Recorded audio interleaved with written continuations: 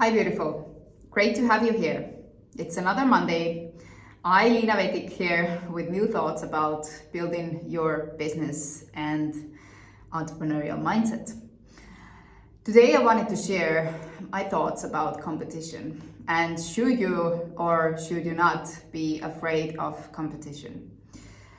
I would say that overall in business world there is this message that you should control, you should learn about your competition, and kind of like in the way, at least what I felt earlier in my early beginning years of business was that I have to be afraid of competition.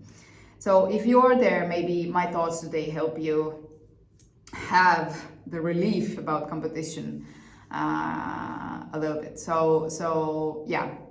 Of course, it's good to know about your competition. Who are your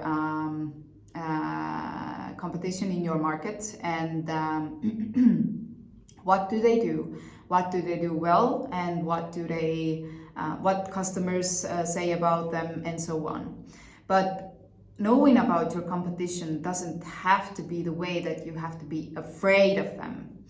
And that in order to compete and be better, you have to, I don't know, invent something like totally new that no one else have done before, and now you have to come up with, I don't know, unexpected things. It puts a lot of pressure, at least it did, on me, and I always had the feeling that I am never enough. Never enough competing, I was overwhelmed by this pressure that I have to be, I didn't even know what to compete with other entrepreneurs or businesses. And it was stressful, I would say. And it didn't change before I changed my mindset in terms of turning my mindset into abundance, not to survive. Because if you are constantly on lack and survival mode, that there is never enough, then this is, and if you are afraid of competition, this is directly a reflection or mirror that you have still the strong belief that you are not enough. And if you have that feeling, then you have to work on your self-worth, your self-confidence in order to change that. But which comes to competition, you don't have to, the word compete, it's like I have to do something so much better, I have to be better, I have to be stronger, I have to be faster, whatever. Although business is constantly something that where your product changes, your services changes, and you constantly have to be aware and open to new ideas, new ways, where the world goes, and so on. It doesn't have to be a struggle, but more like an inspiration. And you operate on the inspiration, on the abundance mindset, not the struggle, not the survivor, not the competing mindset, I would say. What makes you different from competition is your authenticity. So you are being authentic, what I'm trying to say. So how to be authentic is, simply said, you have to be yourself.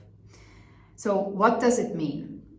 It means that even if you do the research of your competition, you see what they do well, you take this piece, if you want to, if you're inspired by their content, for example, you take the piece and then you put your point of view to this content, or you improve it somehow, you give out your true beliefs around this piece of content, for example. And so you give out the things that truly come out inside of you. If we talk in terms of marketing, for example. And being authentic means that you take off the masks that we are hiding behind ourselves.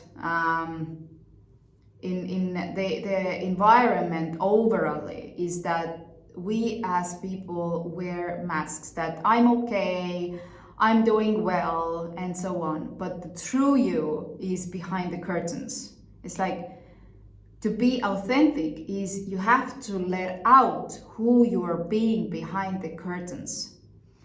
Only then your customers, your team members, your investors, your partners can relate to you.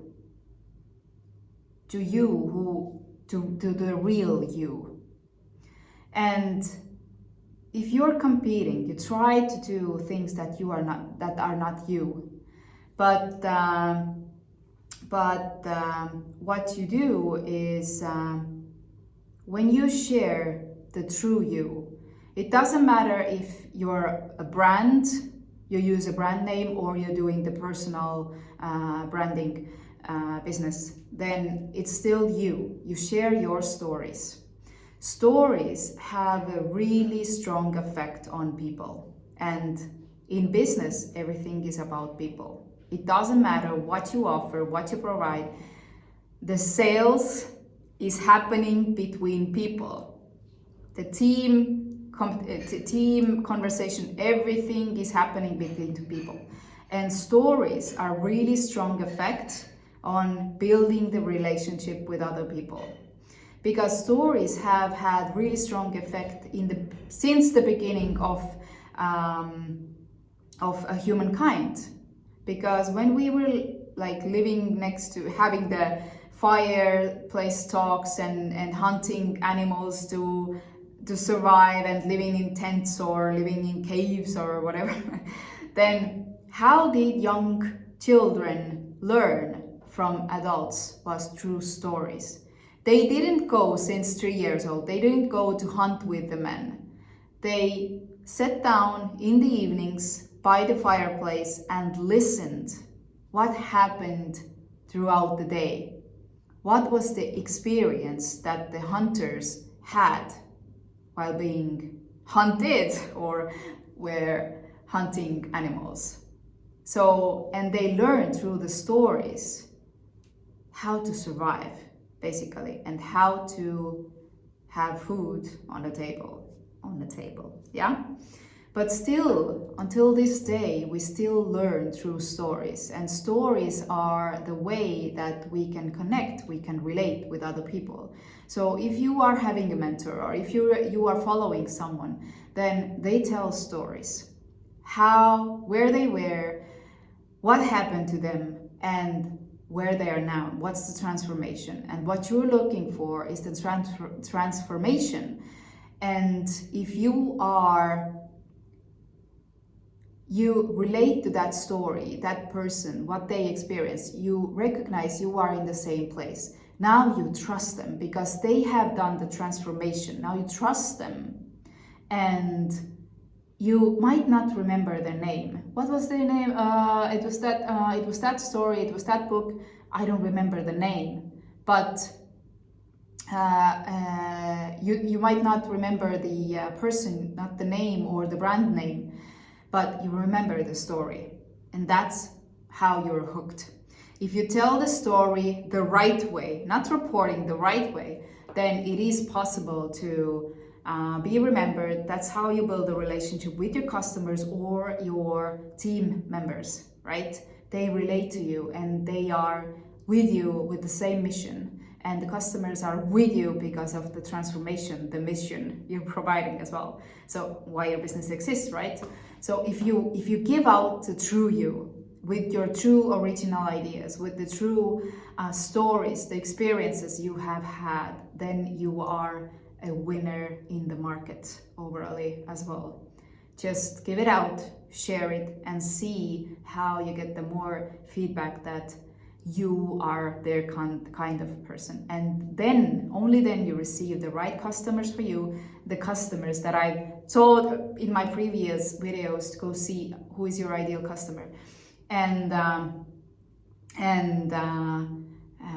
and then you will receive those customers because they can relate to you and the energy between you is all clear and everything. So story and being authentic is something that we built in my with the other entrepreneurs in my mentorship program. If you are interested to build a fulfilling, passion-based money machine for you and your lifestyle that gives the fulfillment, which is most important thing and relates to your lifestyle that you are wishing for yourself, then learn more about my mentorship program in liinavettik.com mentorship program. And if you are ready to work with me, then I welcome you. Put yourself on the waiting list and I'll let you know first when the group is open and we are starting to work on this 4-month-long mentorship program. Until then, think about your stories and be authentic. Be who you are and see what happens to your customers.